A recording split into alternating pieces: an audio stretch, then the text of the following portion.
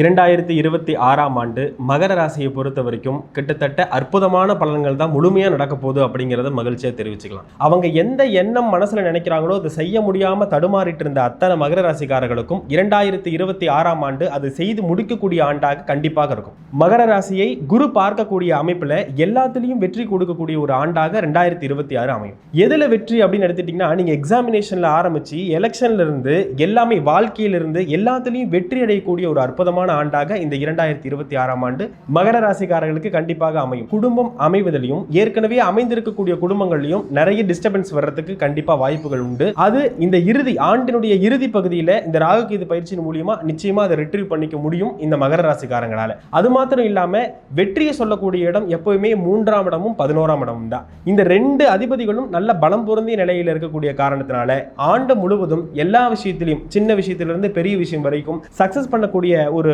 ராசியாக இந்த மகர ராசிக்காரங்க கண்டிப்பா இருப்பாங்க.